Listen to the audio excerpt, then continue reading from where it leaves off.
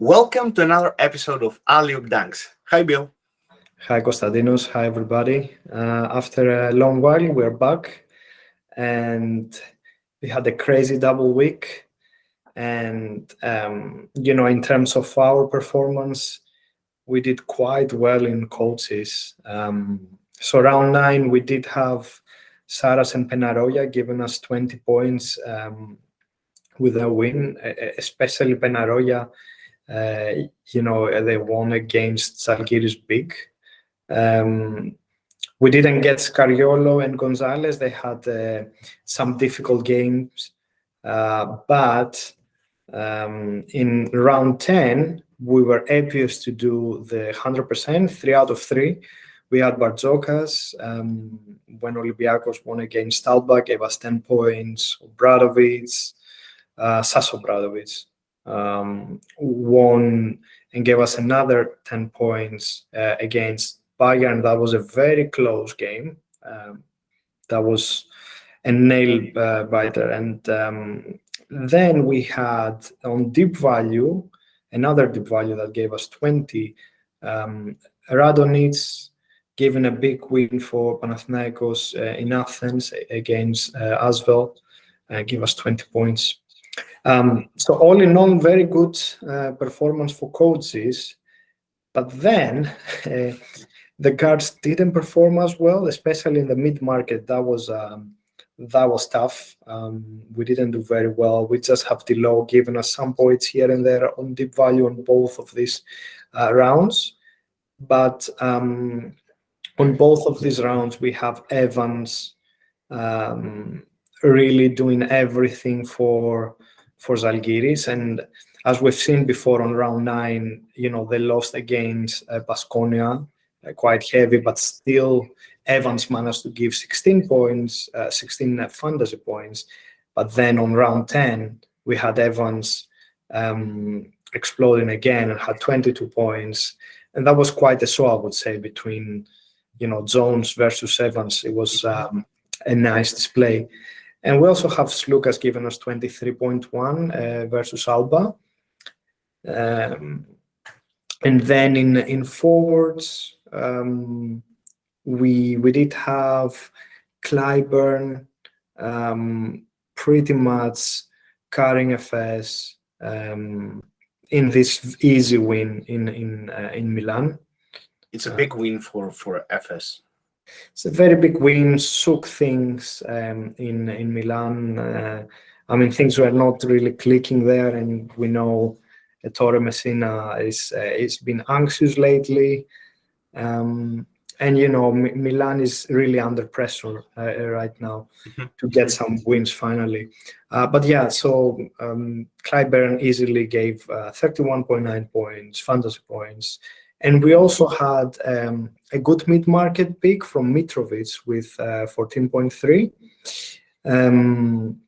in this big away win of Cervena Zvezda in Berlin. In overtime, if I'm not mistaken. And then on round 10, we kept our suggestions around Vezenkov and Clyburn. So Vezenkov around 9 had a drop off because if Vezenkov is below 20, you feel like things are going mad. So Vezenkov came back to his MVP status and gave 37.4 points. But Clyburn continuing to be solid in the big away win versus Virtus in Italy. He gave 25.3 fantasy points. And I would say in round 10, our forwards did exceptionally well. Probably, Konstantinos, that's our best points gathering since the start, pretty much on one round from one position, because we also had Bacon with 28.6, Hayes Davis with 34.1, Da Silva from the deep value with 14.3, and Sorkin for deep value from 20. Amazing performances from all of them. Yeah. We really thank them. And Williams had 12.1. That was the only thing that didn't go very well. So we may consider banning him from future suggestions. No, I'm joking, of course. Um, but usually Williams plays very well at home, so it was quite a strange one. But Bacon did get everything under control for Panathinaikos and overshadow Williams on that one. But Yeah, yeah, overall amazing I think performance. he took over the game. Dwayne Bacon took over the game, and the same thing as Derek Williams did in the first game of the double rounds versus Virtus. Exactly, exactly. Yeah, he's been solid lately, and the main offensive weapon, at least in terms of scoring, for Mhm. Panathinaikos lately. Um, Now on centers, the things didn't click. I think it's probably better if I don't even mention them. But Costello, at least on round 9, he gave us 27.5 from the mid market. But apart from that, we had some strange things. Lesort playing, as we found out, with some injury in his elbow. And then most of the players, were not very decent in our suggestions, and also in our team. I think our problem was the center position that we'll need to fix. But as I said, overall, yeah, forwards did amazing, and great, amazing, 100% success through coaches. So can we keep up on round 11 with coaches? Well, that's the big question, but let's see what we can do for round 11. And our suggestions are from the top market is Sarunas Jaskevicius, as you see, with 10.1 credits. Barcelona is playing versus Alba Berlin. It's an away game, but if you see, Saras is coming from 220s back to back. So I think his team, Barcelona, is starting to roll up and start to pick up the rhythm and going into the winning days. Can I add on this? I believe on this top, value Mhm. market, the top rank, it was difficult to pick anyone else Mhm. because we have a difficult game. So Itulis is playing versus Mateo, that is the other top rank, and Real Madrid is traveling to Turkey, so it's a game we can't really touch. Probably would give the edge to Fener, but then it will be risky, especially with 10.4 credits. But then, anyone could even take Mateo with 9.3, so that's the one we Mhm. don't touch. And then we have FS playing against Olympiacos. Yes, they're playing at home, but then it's still a tough game, and it's 9.6. So from this top rank, the only, and even if we say that Barzokas is above 8, the only one that we can really, that has an easier opponent is Mhm. Barcelona. So that's why this choice, right? Yeah, and also to point out for Fener that they lost Scotty Wilbeck into an injury for 2 to 3 weeks. So this is another, dilemma that maybe Coach Tudis has, how he can cover this loss, this absence. So after Saras from the top market, then we have Sasa Bradovic from mid-tier with 7.6 credits. Monaco is playing also away versus Asvel. Let's say it's the French derby. They're the two best teams from France, and they're playing each other. Um, Monaco is coming from a win, narrow win, very close win versus Bayern, but it has the roster, the squad, just to go and just perform on high level. Of course, as well as coming from bad defeat versus Panathinaikos, so they will also want to bounce back. But I believe that Monaco has the quality and the players to win this game. Yeah, definitely. Um, And from the deep value market, then we have some choices, as you may see. Um, And in this case, we will go with Max Vitis, the head coach of Zalgiris, is coming from a big away win versus Valencia, and they're playing at home versus Panathinaikos. So if you see also the most recent rounds after round six, you see Zalgiris performing and winning as well at the highest level. So that shows that it's a well structured team, and they just go fully focused and to perform on the court.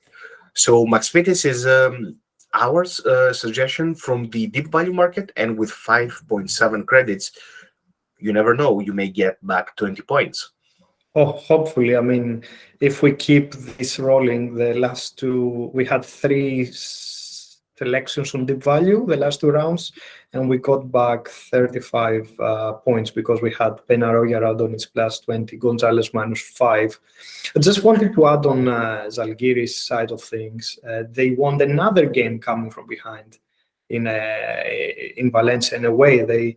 I think, is the big surprise in terms of how well they can close games. I have to admit, I didn't have them in my list to be that strong.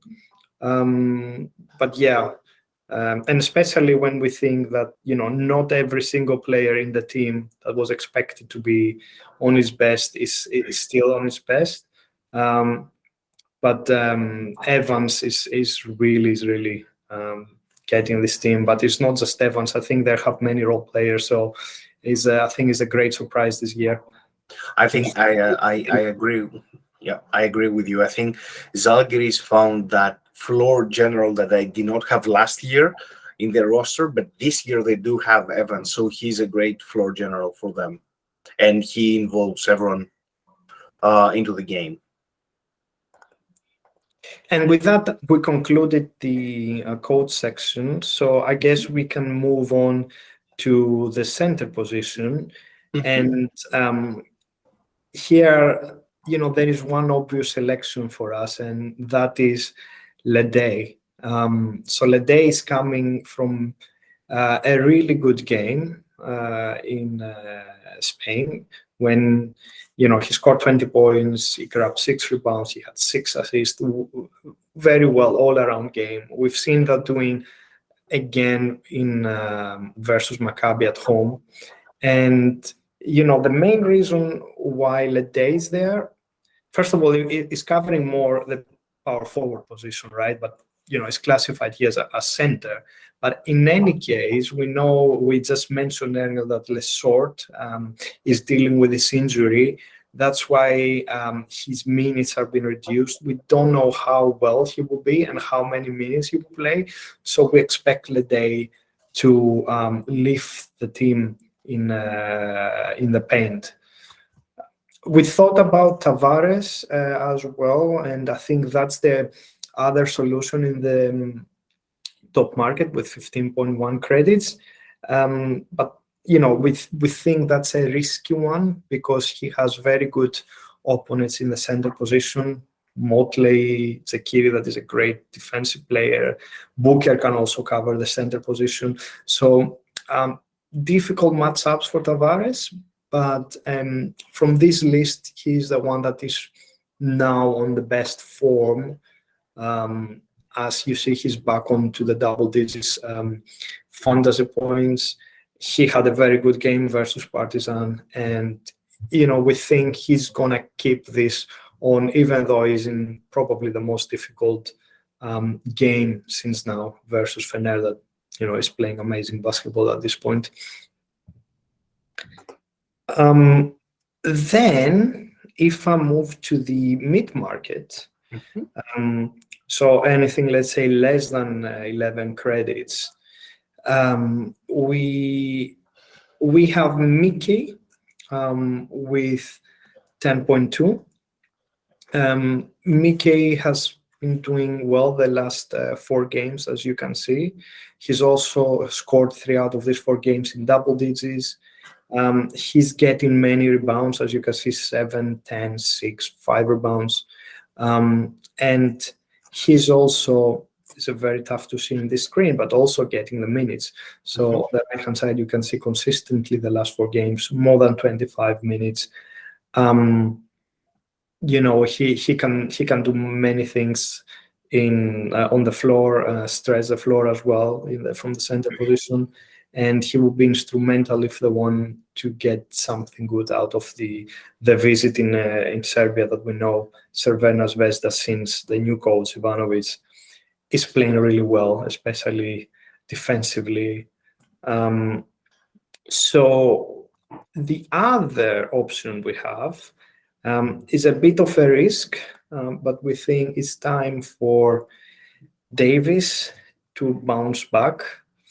He's not, as you can see on the last game in Fener, he was benched.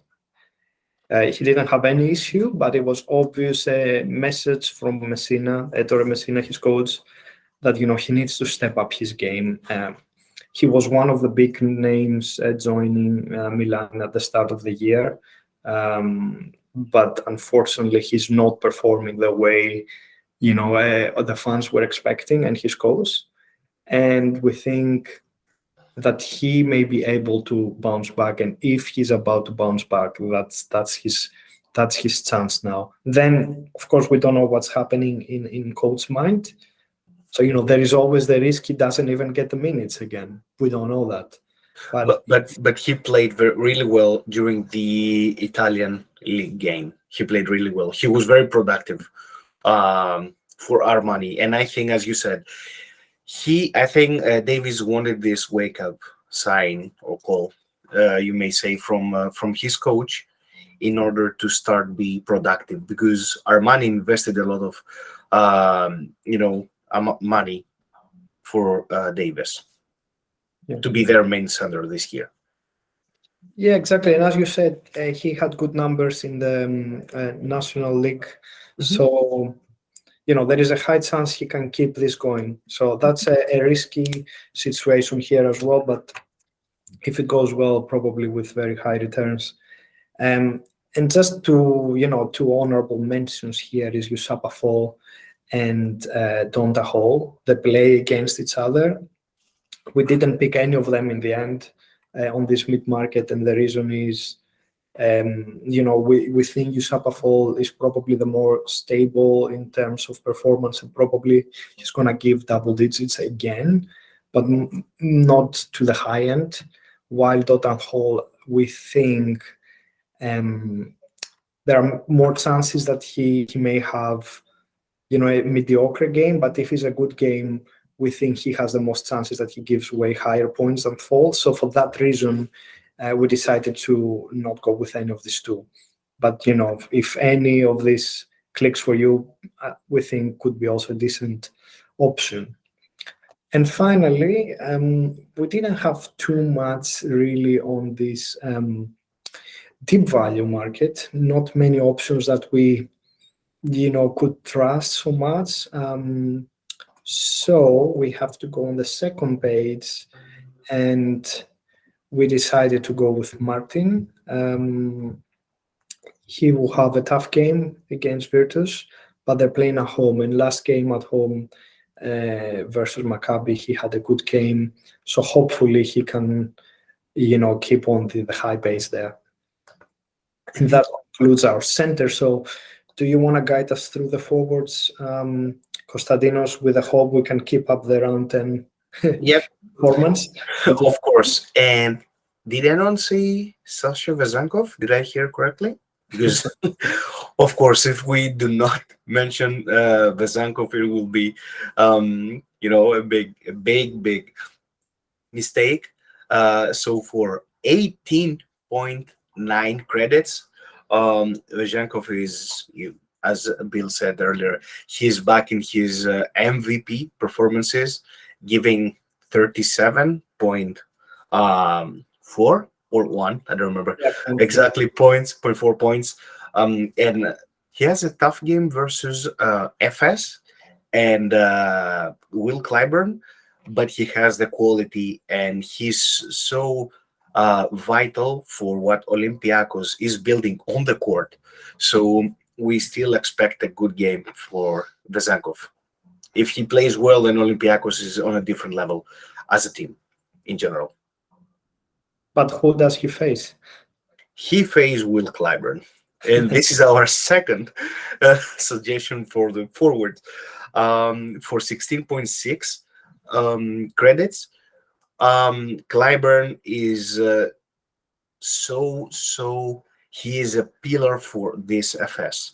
So this FS is built between Clyburn and Misic. These two are the main pillars for the team. But Clyburn is like non-stop. He doesn't want to take off the foot from the pedal, and he's just going into game and out, storming, and just want to be very, very productive. And he is on the court for FS.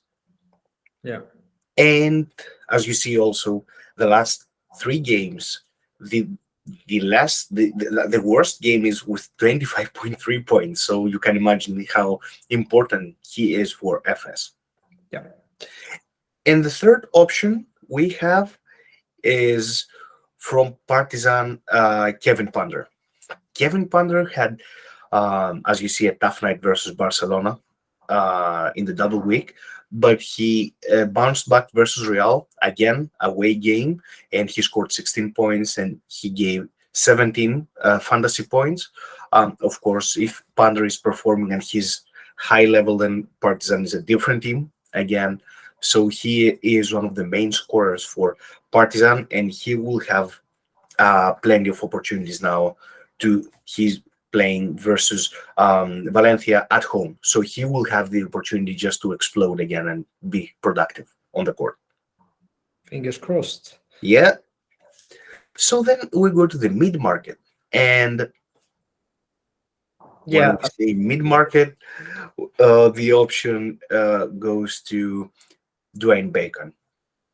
I think, sorry, Konstantinos, is the same thing with the previous time. For some reason, Dwayne Bacon doesn't appear on this. That's true. So if Maybe, we get to yeah, round 11 instead and type Bacon, yeah, it comes up yeah. there for some reason. Maybe I think maybe because he He was joined not from the beginning. I after, mean, yeah. But here maybe. he is. Sorry about that. No worries, but here you see Dwayne Bacon on last week. He had 12.1 and then exploded for 28.6 fantasy points versus Asvel, and for 10.9 credits is a very, very good choice from mid market, from forward position.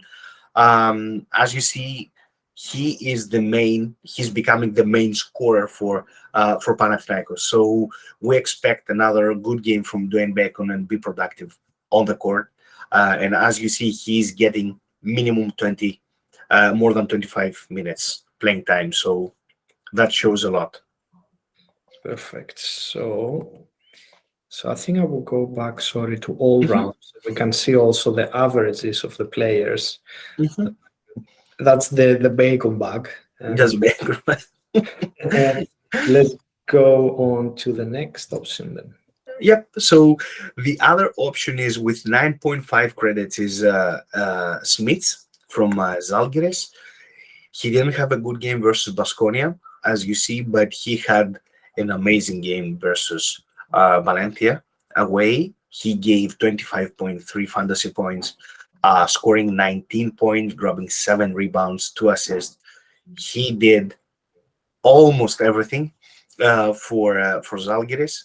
So with, as you see now, his value is 9.5 credits, but still, if you want to spend less for a forward to spend more on another position, then Smith is a really good choice to have in And I your can team. just say that he probably the matchup is good for him as the main player there for Panathinaikos is Williams, Mhm, and they don't really have a big backup. So maybe he can do well on the boards there. mhm. True. And from the deep value market, we have Sorkin with 6.6 credits. He's coming from a 20 fantasy point game versus Crvena Zvezda in Serbia with 16.6 rebounds, 1 assist, 1 steal. he is becoming one of the silently key players for Maccabi, and productive players for Maccabi, in order to for Oded Katash to build this winning mentality to the team. Yeah. And also we have another choice, which is Da Silva from Barcelona. So the Silva is down here. That's yeah. So Da Silva, if you see, he had the game versus Basconia with 14.3 fantasy points, and then versus Partizan 13.2. So we see an improvement definitely from the minus performances. We see an improvement also in scoring, also in grabbing rebounds from Da Silva, and also he's playing in a familiar stadium for him versus his former team. And also, as Bill points out, his minutes have increased, as you see. So he went from 10 or 18 minutes to 23 minutes. That means more time, and but he also shows on the court that he's more productive for the team as well. I think he's starting to find himself into the system, so finding a role in the team slowly. And also, he's playing against his previous team, if I remember correctly. So, another reason for him to play well. Hmm. True, that's true. So these are our options for the forward position.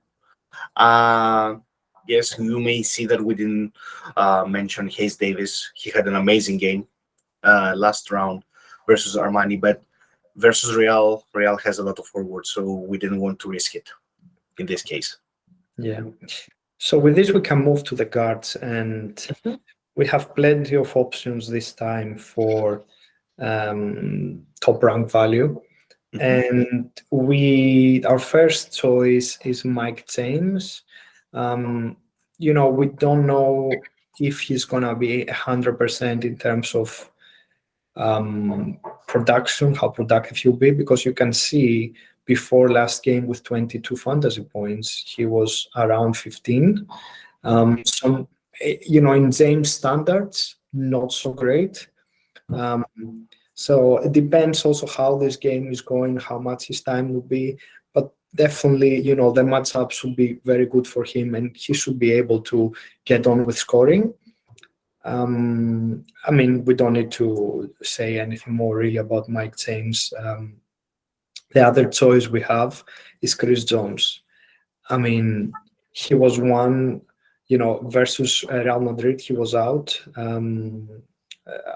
I think it was some kind of issue, he couldn't play. But then he came back with Zalgiris. And although they lose that game, he was amazing. He had 5 steals, 7 assists, 19 points. They're playing in Serbia, and it's a tough game in a very tough home. So, Jones, we think he's gonna be back on his normal this year. As you can see, he's doing exceptionally well, And especially and after versus after the third, pretty much. yeah. Hmm. It's just going up and up and up, and he's around 20 plus, except of the game versus Virtus. Now, the other option we have, and let's see if I can find it on this page or on the other page, is Andre.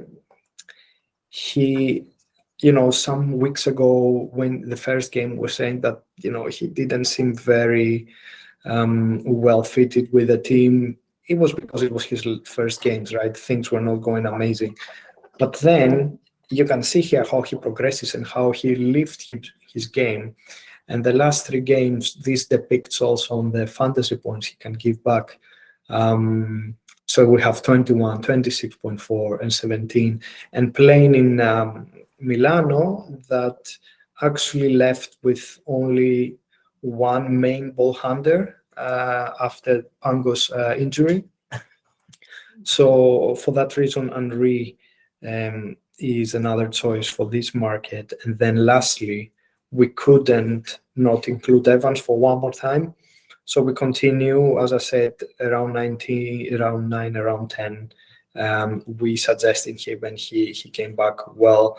We think he's going to continue this way against Pau.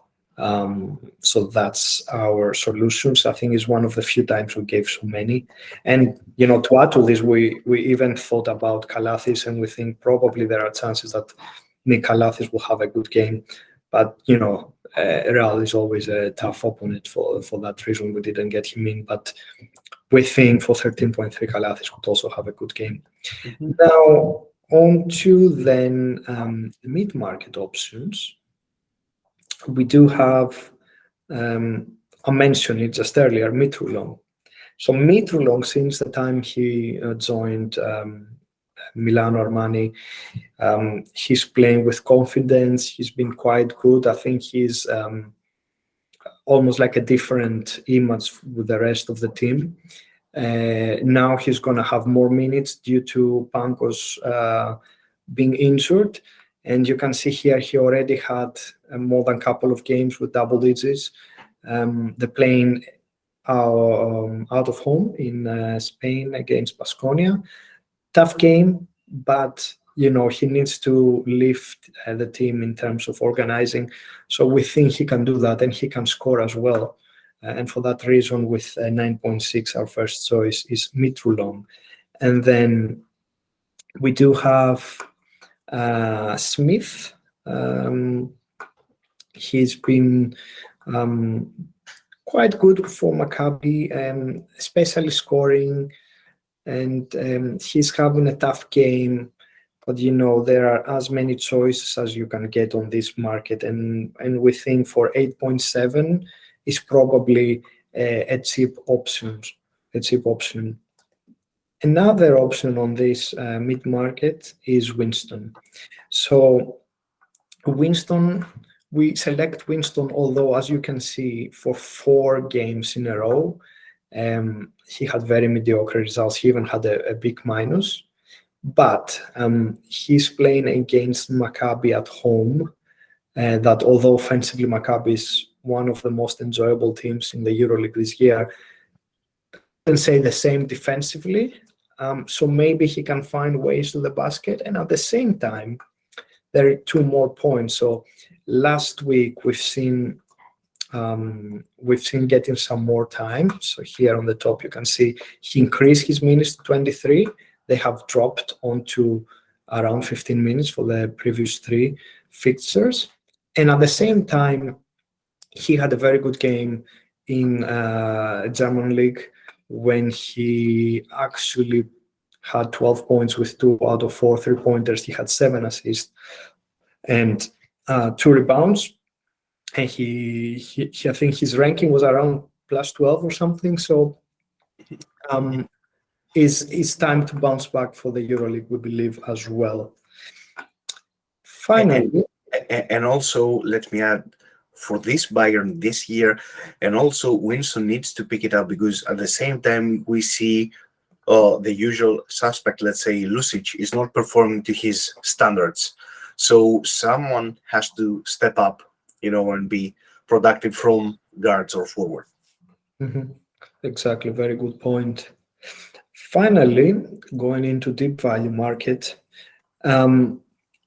we have Larenzakis. He is not coming from a good game, but he seems to be the player that really fired up when he's playing a big game. And the game against the FS is a big game. So with that in mind and the ability he has to play well even out of home, you can see in Maccabi 21 points, 14 fantasy points. We think in Baskonia again, in Real Madrid. So in very difficult games, he steps up. So there is a chance on this deep value market, just with 6.3, that you could have a player to give double digits. It is kind of a risk, but till now he shows that he can do that on this type of games. And finally, we have our usual, I would say, for deep market, because Delo with just 4.9 is just cheap.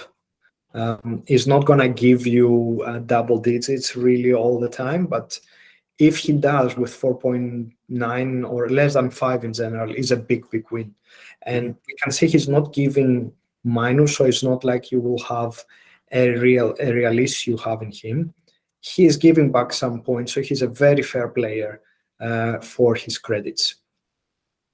And that concludes our selections for guards and for round 11. And I think with that, Konstantinos, we can go and see how we did with our team, the Alub Dunks team. Mhm. So as you see, this is our main team. So for round 9, yeah, Lesnord was playing. I thought you would say, as you see, this is a disaster. well, well, I'm trying to be more polite, more kind, but yeah, this is it's like you see Titanic singing. You see Sarah's tried to save everything, but nothing can be saved. Basically, yeah, Lesor was playing with an injury, so but back then we didn't know, so we missed a lot of points from there. The other players, yeah, Vezenkov did not perform to his MVP standards, as you see. And for as you see, basically, this team is it has the names on the paper, but did not have the performance we wanted. If you see like Delo giving 8 points, and as Bill mentioned earlier, I think it was a big 8 from Delo compared to like Lazard gave us 11. Yeah, we have also the Hordis minus and the other 3 players that didn't play. So it was not the best round for us. It was a, yeah, let's say a disaster. Uh, but round 10, it was a good round for us. I mean, we bounced back, mainly because Vajankov gave us 74.8 points. So it's a big plus for your captain to give you this many points.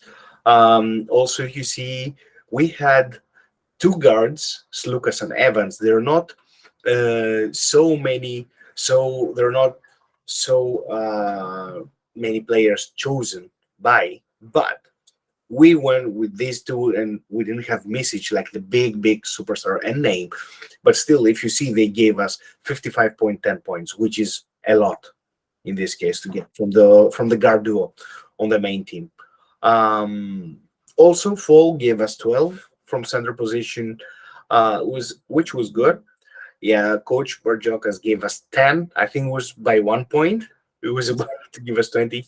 Second So time happens this with Barzoga's coach. It happens to us. Just for 1 point, we don't get the 20, we just get 10. exactly. So that was the unlucky part. And then yeah, Motley didn't have the best of the rounds. Again, if you see, Dilo gave us 3 because 50% he had 6 in total. But overall, this round we bounced back, and I think it was a good round for us. And now we're moving on to round 11. So we thought about the coaches first of all. So in this case, we wanted to spend more on the team, let's say on the players, and also have a coach that we trust for this round. And we go with Max Vitis from Zalgiris. So with 5.7 credits, he's replacing Barzoka. So then we will have an amount of credits we can spend in order to improve our team more. Um, then we thought about not having Motley for this round because he's playing versus Real, versus Tavares, versus Poirier, so big guys. So in this case, we thought, how about bringing Jordan Mikey, because he's performing at a standard level for Virtus. So in this case, we are hoping to have between 10 and 15 points, fantasy points, meaning based on the games he had so far. Then we had Slukas, who is performing at really, really high level, but he's playing versus FS away, so it's a tough game. So in this case, we want to go with Nick Galates. Again, tough game versus Real, but with Scotty Wilbekin out with an injury, he will be the main guard. He will have to take over the game for Fenerbahce and create for other players, and also for himself and be productive on the court. And last but not least, the big change. We changed Dio with Chris Jones. Chris Jones, if you see, he has a yellow sign. That means that he is on the maybe injured, maybe playing, maybe not playing. So we have not read anything yet so far about he will be absent. If anything comes up, then we will have, unfortunately, to not having Jones into the squad. But with the games he is having, I think he's a lock to be in our team.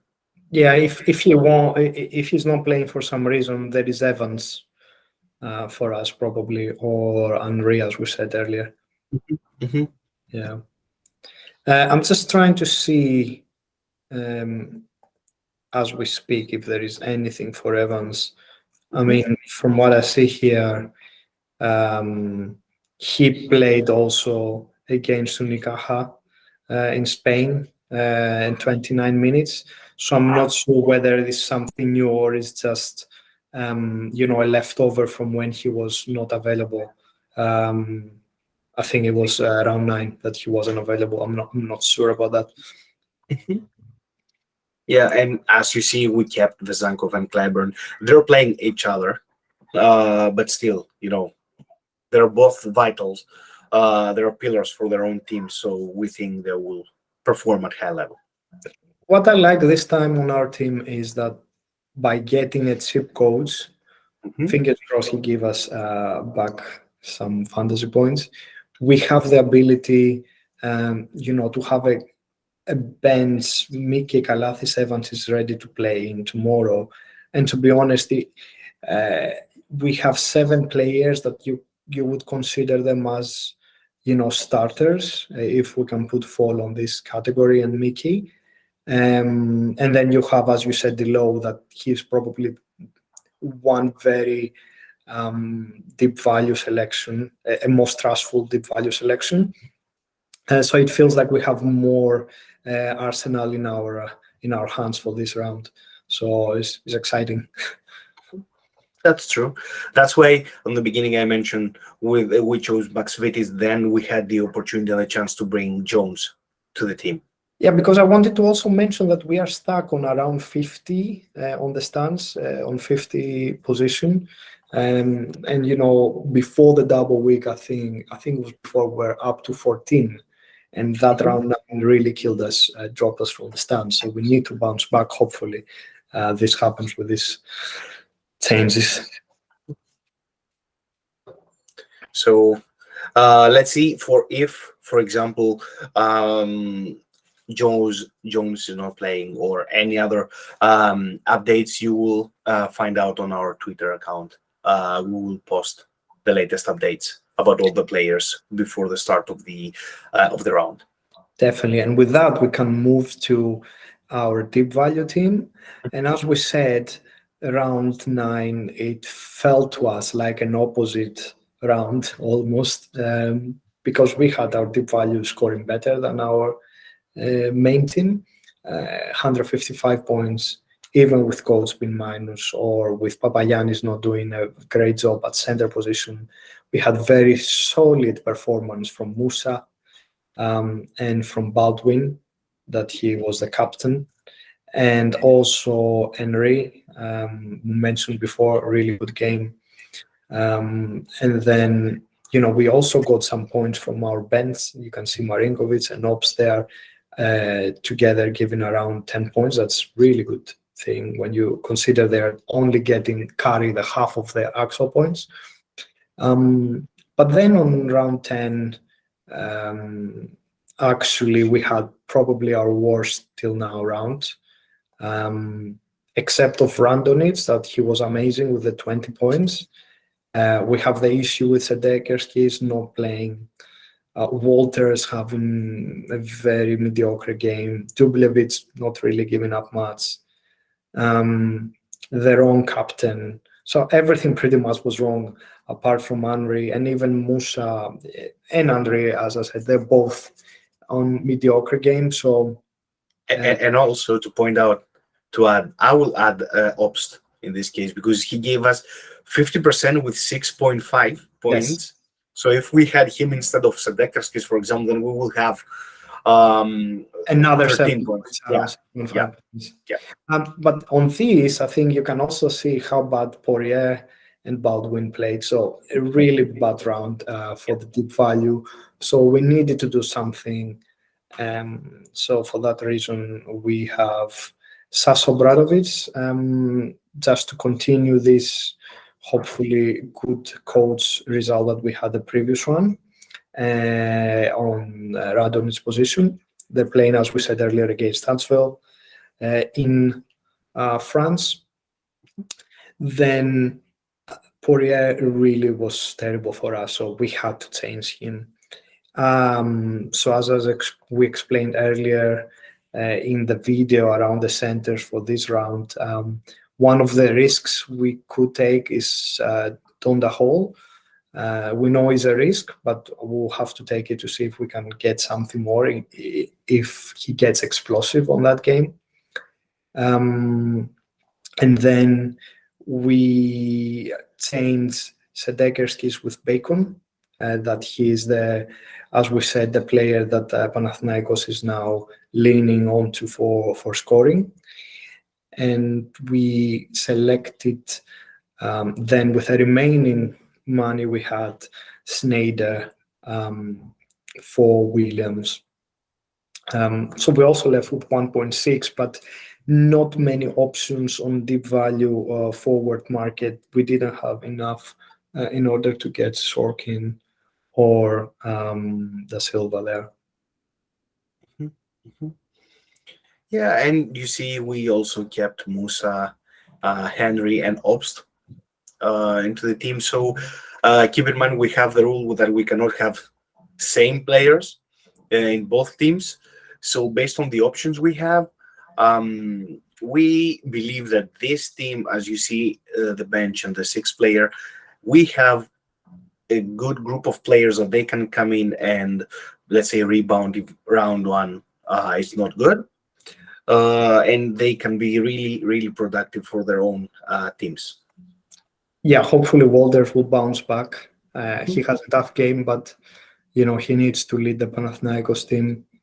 Baldwin hopefully bounce back.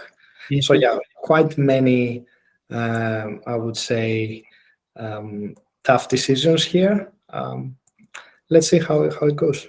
Yeah, a lot of risky options, but you never know, and a lot of players playing versus their former teams in this case as well. Perfect. And I think with that, we conclude our today's episode. We hope that you enjoyed. Please give us a like and subscribe if you want to get more of our videos, and also follow us on Twitter when, as Konstantinos mentioned, we posting news or our suggestions regularly or updates on injuries and any other things going around, especially Euroleague. So thank you all. Thank you all. Feel free also to post your own recommendations and suggestions, and have a good round.